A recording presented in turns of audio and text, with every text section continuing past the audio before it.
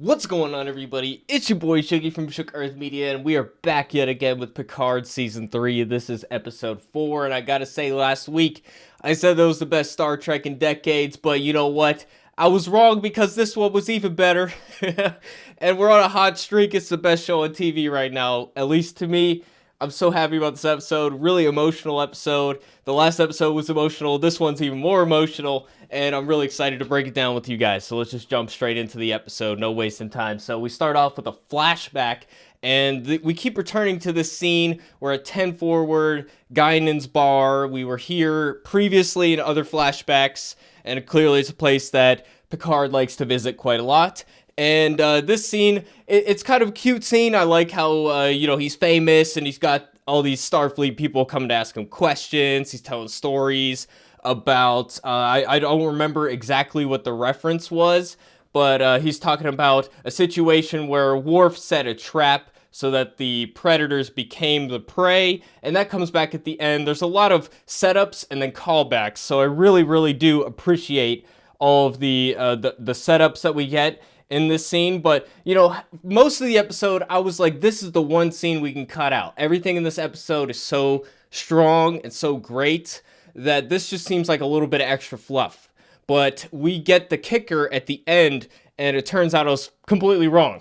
So I take it back, by the end of the episode. Every time we went back here, I was like, do we really need that? Do we really need that? And they totally justify it with the big reveal at the end. A lot of this episode, of course, revolves around Picard's relationship with his son, and there's a lot of family drama here. It's this recurring theme. Riker's talking to Deanna and trying to find the words to talk to her as well. So there's a lot drama-wise going on, and I'm a sucker for drama.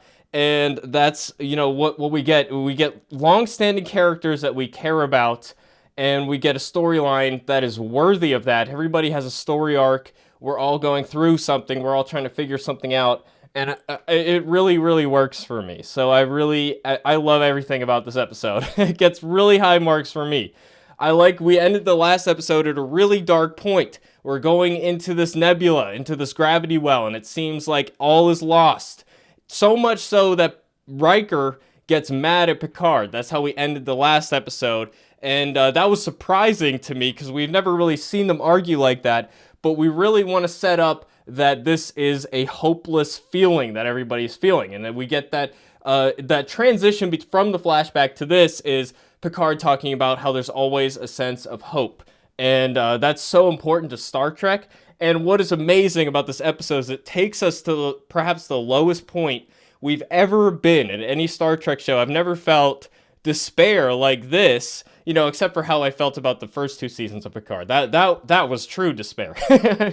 But this really, story-wise, feels like all is lost, and the mood and tone of it is definitely that dark night of the soul. So I love that we get the perfect encapsulation of Star Trek, because we go to the lowest point ever, and how do we get out of it? We work together. All of us settle our differences, and we come together and do what we know how to do best. Amazing. It really encapsulates everything that Star Trek is about in this one episode, and they did it perhaps more effectively than any single episode has ever done. We're in a lot of situations in Star Trek where it feels like they can't get out of it, but of course we know that they're going to get out of it because every episode has to have this reset to it. But the fact that this is a continuing serialized story, I think gives it a lot more gravitas. And the fact that we have so much interpersonal drama going on, it really has an emotional weight to it that I can't really recall any Star Trek having. But at the same time, it has humor. It has some of the uplifting parts as well. There's a lot of juicy stuff here. So I really love the tone. And I think that says a lot about my mood on the episode overall. So here we get kind of an apology scene, sort of. So Riker's coming to tell Picard something. And story-wise, here we're at a point where they want to have a lull in the action so that we can give Picard and some of the other characters some time, some space to go through some things. Now, story-wise, plot-wise, I'm like, does that really make sense? Would they really be I know that they think they're about to die, right? And you would want to address some things, but wouldn't they be working to try to get out of this situation as hard as they possibly can? I don't think that they would, logically speaking, just take a pause here. But structure-wise, in terms of the drama, you need that. So these are like Star Trek things that happened in the old shows too. So I can look past these because the drama is so good. But if you're really, really nitpicking, you can totally justifiably get some nitpicks in there. So, but I really like this scene where Riker is talking about the death of his son and how he just felt that the 6 feet, it's such a small space, but it has this infinite chasm to it. And again, bringing that tone that this is the dark night of the soul. And that's what Riker's been dealing with since then. And he reveals here that the reason he left, he left Deanna is because she is an empath and can feel what people are feeling. And she felt that he felt nothing.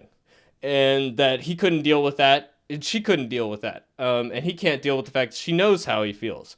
So, and then he uses this opportunity to say, you got to get to know your son while you can. This might be your last chance. And he's saying that there's nothing that has proved to him that there's an afterlife. So this might be your one and only chance. And I thought this was a brilliant scene. And it does so much to really set that tone that I'm talking about. So, you know, we're only 8 minutes into the episode, and your boy is already getting misty-eyed. There's no question here. And I like that they very quickly address it, you know, and Picard knows that he was wrong to kind of lash out like that. And Riker also admits that he was wrong. So we get this kind of apology between them.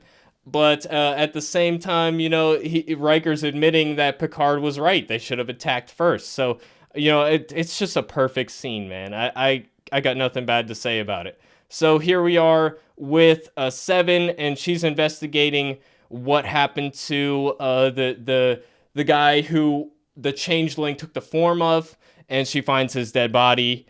And then she informs Riker that there's a changeling on the ship. And here's another plot thing. We need a reason why everybody's not looking for the changeling right now. And it makes sense that I think Riker's argument makes sense that it's best to keep it on the down low and have her, you know, as kind of an operative on the outside of Starfleet at the moment, because she's still, you know, not an official member of Starfleet. But this is another thing you could nitpick. Like, does that really make the most sense? Is that really, that might be putting us in more danger, especially since Riker is playing the cautious guy in this episode so much. It doesn't really, like, is it the most cautious thing not to tell the crew what's going on? I'm not so sure. But it makes sense story, like, plot-wise and drama-wise. So that's another nitpick you can give that I'll give a pass. You see, that's the thing. When there's all these emotions and all these characters and so much going good for the show, it's fun to talk about maybe plot things that don't quite make 100% sense. But does it matter to my enjoyment of the show? No. Zip, zero, nada, not at all. So I can look past a lot of the stuff. Whereas if I didn't like the show, I would be spending so much of that episode of my review talking about that type of stuff. So he basically says that Riker says that he has the ability to reinstate her. Again, another thing, because they have to address the fact that Riker is the captain now. He can undo what the previous captain already did. They give a reason why he doesn't do that, and you know, I buy it, but that's the thing you can nitpick, of course.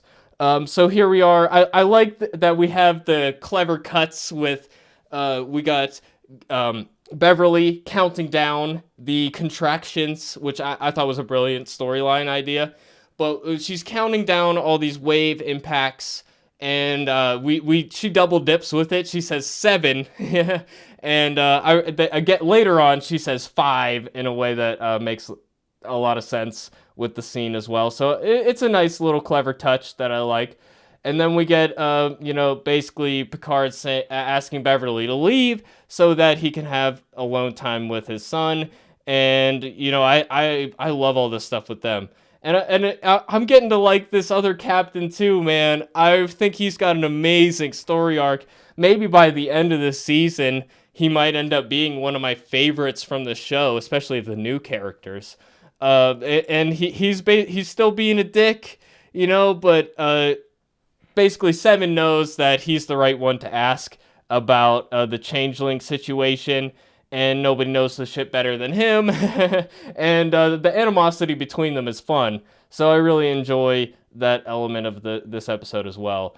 We'll get back to more stuff with the previous captain later on, but here we got the emotional scenes with Riker, where he's trying to find the right words to tell Deanne. He's trying to make this recording that in case the ship gets recovered, so his last words to her. And he can't find the words, and he just pauses the recording and thinks he's going to come back to it later. And, I love that too. I think it's brilliant. And here we are in the holodeck. We get 10 forward in the holodeck. Now, here's another nitpicky thing. They address it right away. Why are they wasting power on the holodeck when they really need every drop of energy that they can get? And they say there's a special energy source that only applies to the holodeck. I don't really buy that, because wouldn't the engineers be trying to reverse engineer that to be able to use the power for something else? And why would they design it like that in the first place? They say, oh, we want to have an area of comfort in case situation goes bad. But you know what? I don't know that I really buy into that idea. So I think that's another thing you could probably nitpick there. So I don't know. I think it's a bit of a stretch, but I get why they wanted to do it. Now, they could have done it on another, in the commissary, another public area on the ship, but they didn't want to do that because they want to have these two in a scene together before others get in the room. And they need others to come in the room because the other Captain Shaw is going to come in later, and we need to have that. So again, they're starting from the endpoint and reverse engineering it and applying some gobbledygook science. This is a Star Trek thing that applies to almost every Star Trek show, so I can't complain about it too much. But that is definitely another thing that you can nitpick. But I love this scene between them. He pulls out wine from his own vineyard, and Jack is like, no, I'm not interested. And they're trying to break the ice.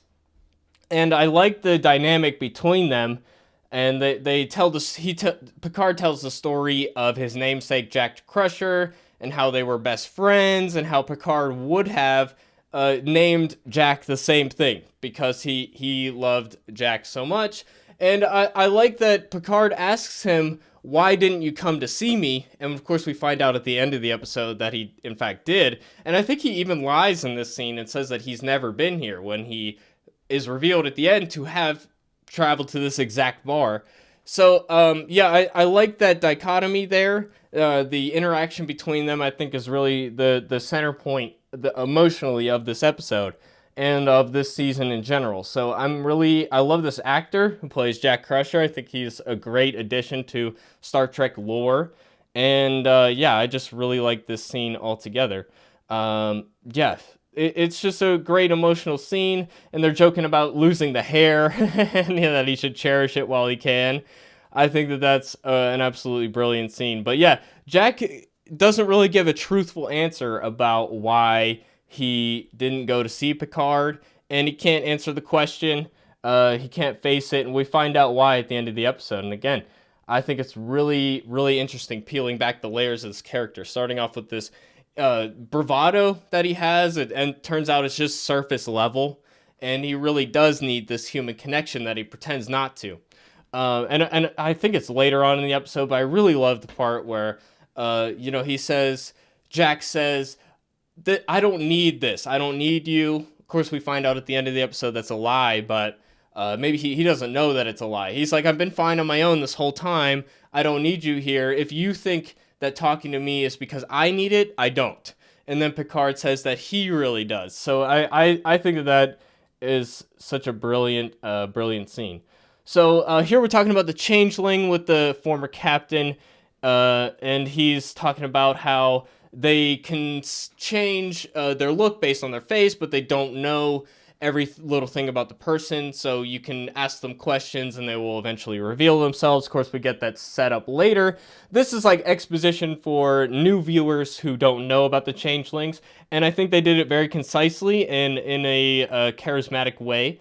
So I like the sense of humor here. There's a couple quips about, the pot, they have to steal the pot that the changeling has to rest in, this receptacle thing, and I forget what he called it, receptacle or something like that. So she finds it pretty easily.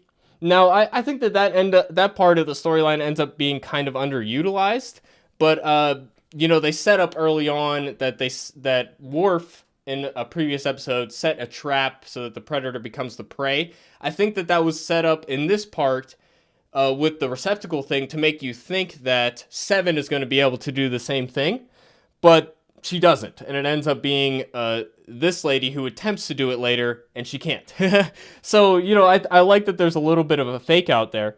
And here, I really like this scene here with this lady, Vidic, I think is her name. I forget offhand, but she cuts off her hand, and it becomes this formless shape thing. I forget the name of it, but the basically form of all of them together, massed together.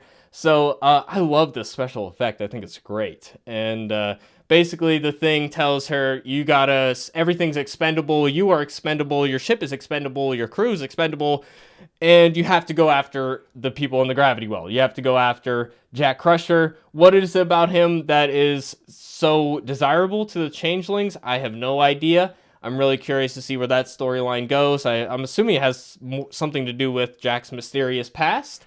It has to be more than just he's related to Picard, right? So I don't know. I'm liking this mystery. They're setting it up, and I like that she hesitates. That this changeling seems to kind of have like an identity of its own, and doesn't want to die. So you really get that feeling there. Now we're back in the flashback in 10 Forward, and Picard's telling a story that I do remember. He realized that the language of a certain species is dependent on metaphors, and the metaphors make no sense unless you know that they're metaphors. If you're thinking about it literally, you're never going to understand it. So I do remember that bit, and I do appreciate that reference. And then we get hinted at about the Jack Crusher story that we're going to talk about in this scene. We kind of already touched on everything that they talk about in those scenes, so I think that we can just skip right past that. And here we're with the changeling. The changeling kind of finds the receptacle right away, and this guy, he's a great actor. He's got a great mean mug. And I gotta say, this episode's a lot brighter lighting-wise, so I appreciate that. They're kind of addressing all my complaints as we go. Although there's one thing, I think it was in this, no, it's actually in a later scene, never mind. But, we get another scene in sickbay, and then we're back with Jack. Yeah, this is the story about the old Jack Crusher and how they survived in the shuttle. Of course, we're pretty sure we've heard this story before, but it's a funny story. And then this is one of my favorite scenes in the episode, actually. The old captain comes in, and he's talking about his backstory.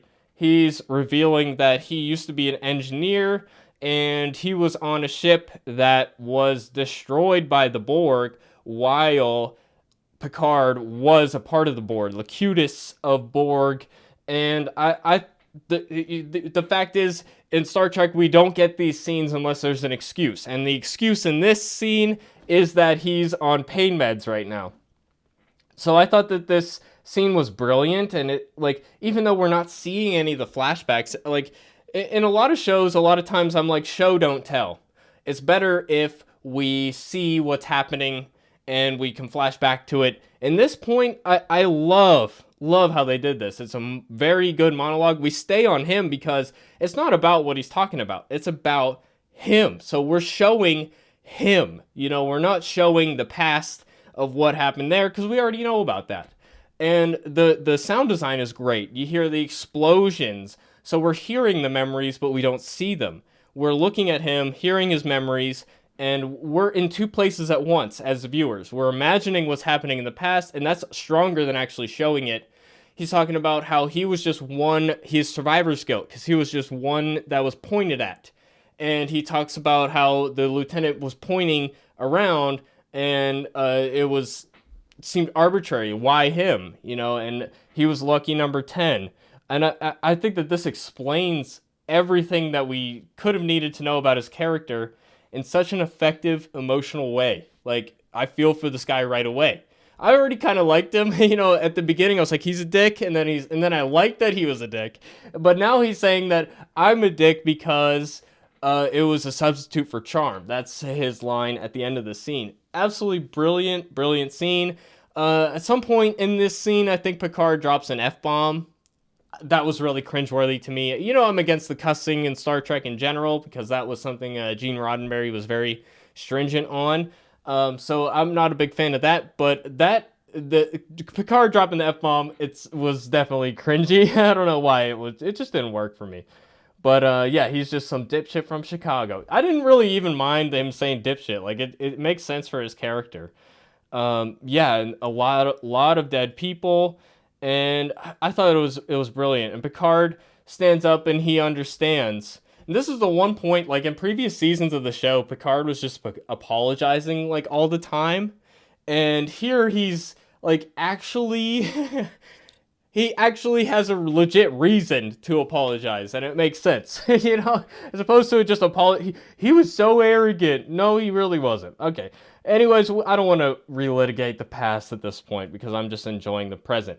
So here Beverly comes in, and now we have an idea, something that can get us out of this. She's tracking the waves, and they're realizing that they can use the waves to their advantage. Now, of course, logically, plot-wise, we already talked about how, having a pause and then having them figure this out. Of course, they need time to figure that out, but, just having them mill about for a while, logically doesn't really make sense, but story-wise, emotionally, it really does make sense. So it works. And here we have a scene where we're trying to convince Riker to go along with this plan. It's very risky.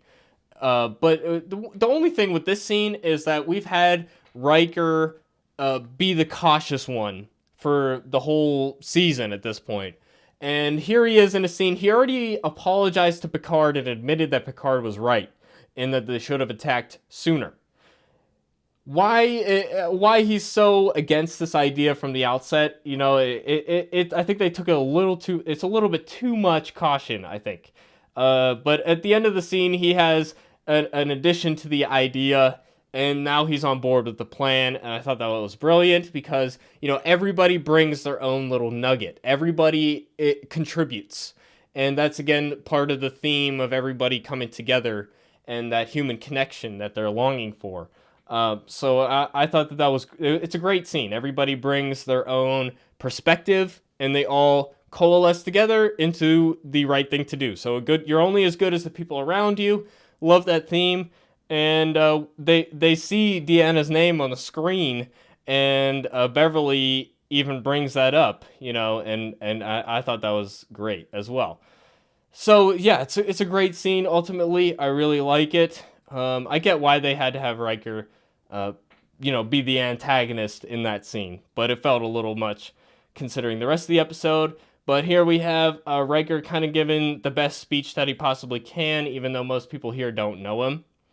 And then after Riker has a little bit of a speech, we have Picard showing up to the old captain, again, bringing that theme where everybody's got to come together, everybody's got to bring their unique perspective to things to the table. And now former Captain Shaw, he has to bring his engineering skills into it, which we learned about in that previous scene, basically settling our differences and working together for the greater good. And I really liked even Picard throwing the line back at him. There's the 5. I forget exactly why the 5 transition happens, but I like the countdown transitions with Beverly. So it's a nice little amusing scene. Here we got, an exciting scene where we're getting ready to, we're preparing for the wave to charge the batteries or whatever. I don't know all the Star Trek words for how everything works. And nacelles or whatever. So they're trying to open the nacelles, and we're waiting for the waves. And now we know, of course, the changeling is going to come up. And I like how they did this. My only thing with it is like it shows up and it's LaForge, and we already know that LaForge is on deck right now, so it's not surprising to us, but maybe it's not supposed to be. Maybe they know it's going to be obvious. Of course, they even mention in dialogue, this is when the changeling would attack if they really wanted to screw us. So, I think it makes sense to have LaForge come in here. But, if it was somebody else, we might have believed it for a second that it wasn't. But I like the fact that what gives LaForge away is that she calls 7 of 9 Commander Hansen, which is what Shaw calls her. But she says, out of respect, she calls me Commander 7. So basically getting a little dig at the captain, but also, letting him know that bothers her and, like, it's disrespectful. So, I think that character arc with the former captain is going to go a long way. I think it's going to be one of my favorite parts of the season. So I really love this scene, bringing Picard in as essentially the pilot. I like, him giving the crew the signal of when to pull up and where. And Jack is here reading the sensors, and I think that it's a small moment, but it's a big moment at the same time because, Picard has to trust Jack. He has to give him the respect that he doesn't necessarily have evidence at this point that he should trust Jack's instincts here. He hasn't seen Jack pilot a ship on his own. He doesn't know for a fact that he can trust him. He just gives him that trust because it's his son, and I love that connection there. That was so very necessary, I think. And yeah, it was really, and then this really exciting moment where they have to drop the life support out, and then everybody thinks they're gonna die, etc. They're holding their breath basically, and then they ride the wave out, and it's charging them, and they can breathe again, and then eventually they warp away, but not before we run into the changeling ship yet again. And here she brings out, she's waiting out here because if you wait, the prey is going to come to you. But they have a backup plan, which is to use the tractor beam to throw an asteroid at the ship. And I love that. I thought it was really exciting to see that. And I don't know, I feel like we've done that on Star Trek before, but it doesn't even matter. I loved it. Maybe we didn't, actually. And then, right after that exciting moment, right after we had that despair of not even being able to breathe, now we get to see this beautiful moment, boldly seeking out new life. And, they even say that in dialogue. Beverly says that. And then I love the quip where Riker says, let's boldly get the hell out of here. Just absolutely brilliant. Just so good. And then we get the theme of the crew. They're all hugging and they're embracing each other. And the voiceover is talking about, Picard's talking about how the crew, the connection between them matters, and bringing those themes up. And you can see it on Jack's face that he really does need that same connection that everybody else does. No people pretend that they don't need it, but they really do.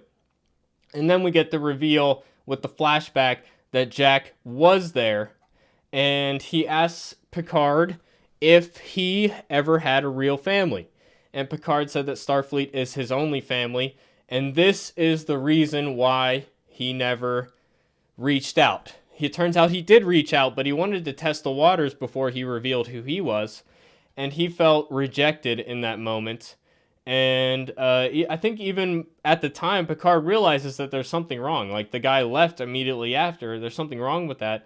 And then we see kind of a moment of recognition in Picard's face in the present day, where he has this knowing glance at Jack, and I think he realizes that he did meet him before. And I thought that was, that was brilliant.